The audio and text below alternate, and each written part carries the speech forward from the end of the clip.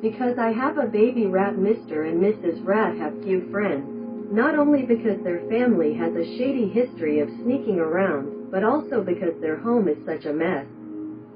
People who had no choice but to go to their home said it was simply a garbage dump, with all kinds of miscellaneous things lying horizontally and vertically. They were crooked, messy, and gray, just piled on the sofa and bed. There were some tattered and dirty strips of cloth hanging on the windowsill, tables, and even the roof. Mr. and Mrs. Rat have become accustomed to this kind of life. And they even like this environment a little bit. When you're tired, it doesn't matter where you sit. When you're sleepy, it doesn't matter where you lie down. In fact, they are rarely tired unless they are hungry and move their legs to find something to eat. The rest of the time, they would look up at the white clouds floating in the sky outside. Watch the bluebirds fluttering their wings and fly past their eyes, and watch the old locust tree outside the house shaking its leaves. Look at Mr. Mouse in surprise and say, "Dear gray mouse, why is your fur getting darker again? You are about to turn into a black rat." Mr. Rat was even more surprised. "Oh, dear white rat, why is your fur a little grayer again? You are almost turning into a gray rat. Wash it, it will be clean." They all said, "But dear, where are our basins? And towels? Soap? Then forget it. I won't wash it, if it's still like that. Black will be black and gray will be gray. Ellipsis, ellipsis." The two mice have been living like that. The next year, their rat baby was born. Due to some accident, only one of the 4 baby mice survived. It was a little mouse that was a little gray and a little white. "My cute little one." Mrs. Mouse calmed down after being sad for a long time. She kissed the tip of the only mouse baby's nose. "Where's the cradle? Our lovely baby needs a small cradle. I'll do it right away and make a strong and beautiful little cradle." Mr. Rat squatted on the ground looking for tools. "Where's the plane?" After searching for a long time and not finding it, he started looking for the drill bit again, but where was the drill bit? Even that a large wooden plank that required 2 rats to move was missing. Immediately, it got dark, but Mr. Rat still couldn't find any tools or materials to make a cradle. Mrs. Mouse became impatient and walked around Mr. Mouse holding the baby mouse. Seeing Mr. Rat looking anxiously and sweating in the pile of fruit shells, but still getting nothing, she couldn't help but yell, "Useless guy, dirty guy, rotten guy, you used to just enjoy it. We haven't tidied up the house well, and our children don't even have a decent cradle. Let alone a decent cradle." Mr. Rat retorted while searching, "You lazy woman, you swept the floor until the broom was gone. Washed the dishes until the rag was gone. Oh no. You didn't sweep the floor once, and the broom disappeared, and you didn't wash it even once. The rag disappeared after passing the bowl, but you still have the nerve to talk to me." Humph! The two of them said they were tired and looked at the pile of black, gray and dirty things in front of them, which looked more and more like a garbage dump. Mrs. Mouse curled her lips and wanted to say something, and Mr. Rat curled his lips and wanted to say something. "Tidy up the house, our rat babies can't live in the garbage." Suddenly, they said the same thing, and then smiled at each other. Mrs. Mouse's sharp eyes caught a glimpse of a woolen rope wrapped around the leg of the sofa. She tied the baby mouse to her back with the woolen rope and freed her hands to start tidying up their home. Mr. Rat worked even harder, carrying the fruit shells out in handfuls. One night, 2 busy figures flickered in the beating candlelight. Baby Mouse lay on Mrs. Mouse's warm back and slept soundly. "Sleep, sleep, dear child. When you wake up, a bright home will appear. A bright home will appear," Mrs. Mouse sang softly.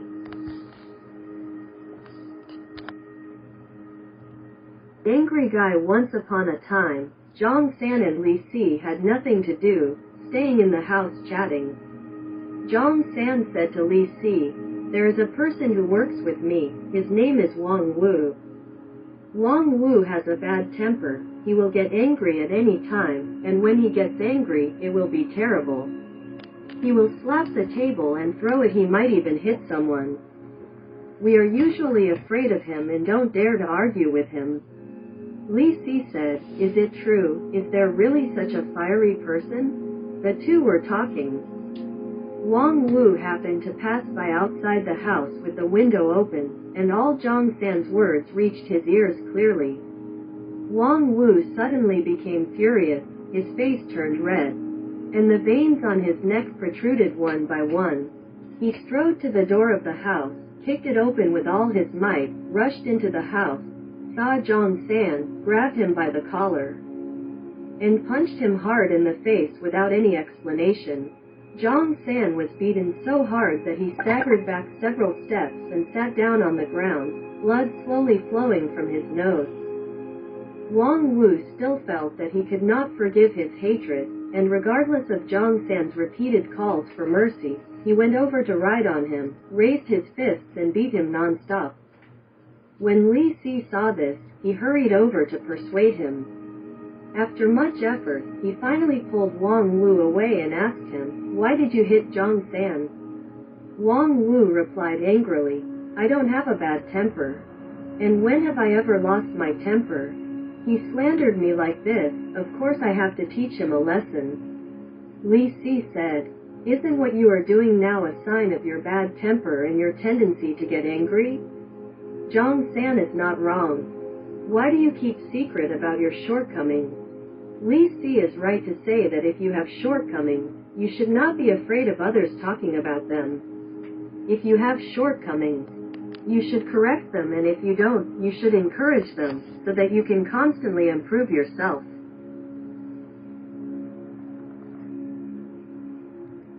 Zebra complains a lion attacked a herd of zebras and ate a pregnant zebra. The grieving male zebra took the case to court.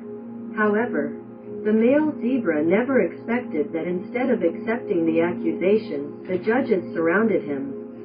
"Today is an era of survival of the fittest," Judge Fox said. "Your wife fell into the lion's belly, which just shows that she is an inferior zebra. If you want to blame it, you can only blame herself. Since the other zebras are safe and sound," Judge Cat said, "why is your wife the only one who has to suffer this fate? Obviously, she deserves to die. As a husband," Judge Shang said, "you should protect your wife. How can you just run away on your own? It shows that you are an out-and-out coward. Since your wife is pregnant," Judge Donkey said, "why don't you have the courage to sacrifice yourself and take the initiative to replace your wife and fall into the lion's belly? There is no doubt that you are a selfish and despicable person." Ellipsis, ellipsis. Faced with these sudden rebukes, the male zebra was confused. Finally, he said to the judges with great confusion, "My lord, I came to complain because my wife suffered a misfortune. Why do you all make irresponsible remarks against me and my innocent wife, but you don't dare to condemn and punish the lion who ate my wife?" Quote,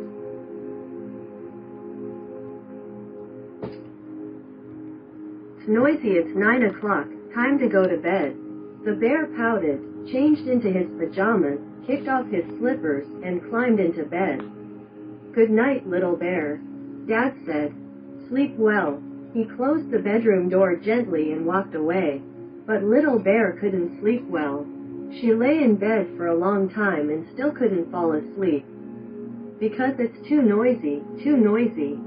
You need quiet to sleep."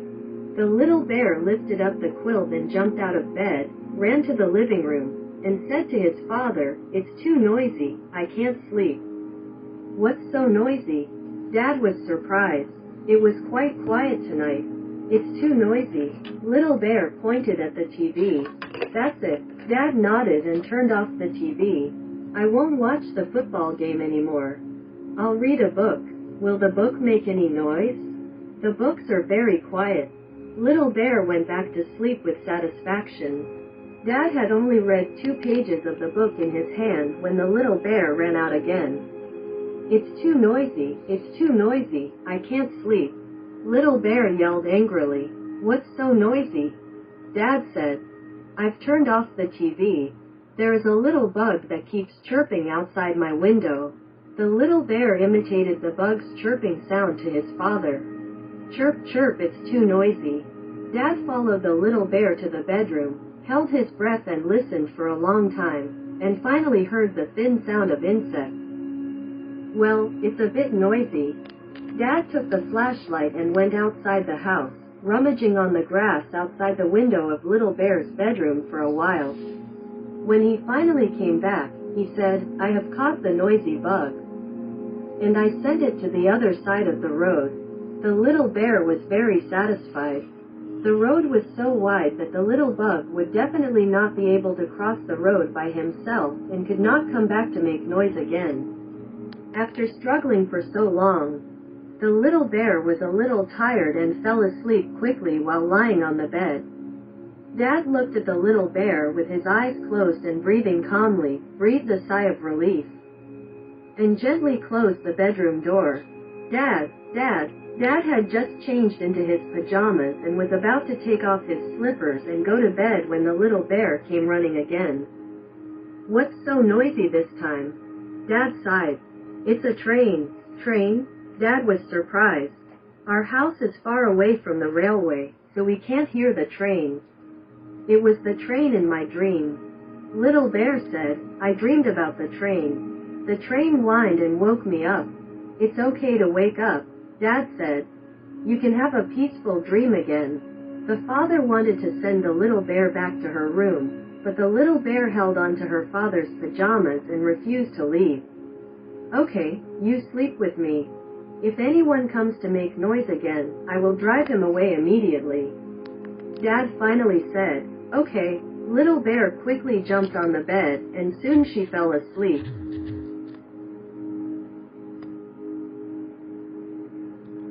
Eyeing Bebe, Grandma has 3 granddaughters. For some reason, Grandma loves Bebe the most.